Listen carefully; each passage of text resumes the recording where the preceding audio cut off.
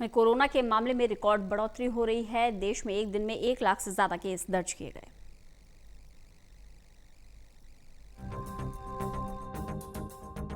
Corona की नई लहर और भी ज्यादा घातक नजर आ रही है।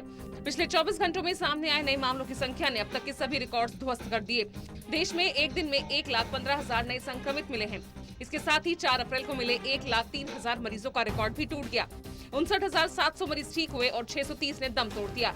इस तरह एक्टिव केस यानी इलाज करा रहे मरीजों की संख्या में 24 घंटे के अंदर रिकॉर्ड 54,795 की बढ़ोतरी हो गई। इससे पहले 4 अप्रैल को 50,438 एक्टिव केस बढ़े थे, तब ये सबसे ज्यादा थे। देश में अब तक करीब 1 करोड़ 28 लाख लोग इस महामारी की चपेट में आ चुके हैं। इनमें से करीब 1 करोड़ 18 लाख ठीक हुए और 1,66,000 ने अपनी जान गंवाई। 7 अगस्त 2020 को देश में संक्रमितों का आंकड़ा 20 लाख के पार चला गया था। वहीं 23 अगस्त को 30 लाख से ज्यादा हो गया और इसी साल के सितंबर महीने में 5 तारीख को 40 लाख, 16 सितंबर को 50 लाख, 28 सितंबर को 60 लाख से अधिक संक्रमण के मामले आए।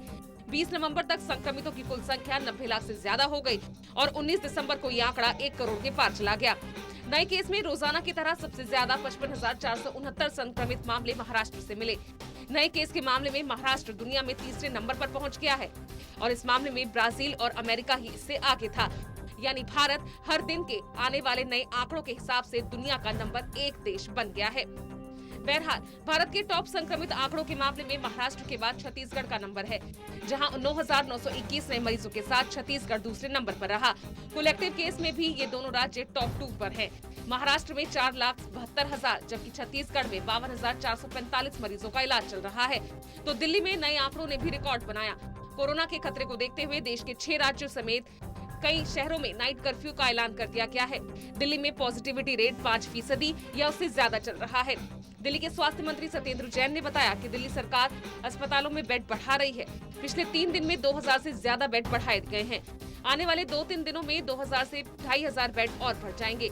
दिल्ली में कोरोना की ये चौथी लहर है और लगातार बढ़ रहे केसेस को देखते हुए दिल्ली में नाइट कर्फ्यू लगा दिया गया। नाइट कर्फ्यू के दौरान ट्रैफिक मूवमेंट पर कोई रोक नहीं लगेगी। दिल्ली 24 घंटे वैक्सीन लगा रही है और इस दौरान जो वैक्सीन लगवाना चाहते हैं उनको छूट होगी। झारखंड सरकार के फैसले के मुताबिक राज्य में अब 5 से ज्यादा लोगों को किसी भी सार्वजनिक स्थान पर इकट्ठा होने की अनुमति नहीं होगी।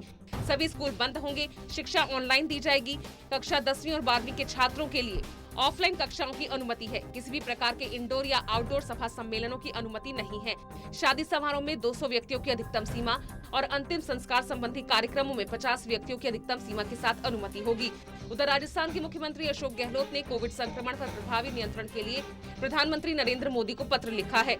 उन्होंने इसके लिए एकीकृत SOP निर्धारित करने और 18 साल से ज्यादा आयु के सभी लोगों के लिए टीकाकरण प्रारंभ करने की बात कही है। उधर उत्तराखंड में लगातार बढ़ रहे कोरोना के मामलों ने चिंता बढ़ा दी है। स्कूल में रह रहे बच्चे भी इसका शिकार हो रहे हैं। अपने नियमों का पालन करने के लिए पूरी दुनिया में प्रसिद्ध दून स्कूल में अब तक 7 स्कूली बच्चे और 5 टीचर कोरोना संक्रमित पाए गए हैं। Special desk, total news.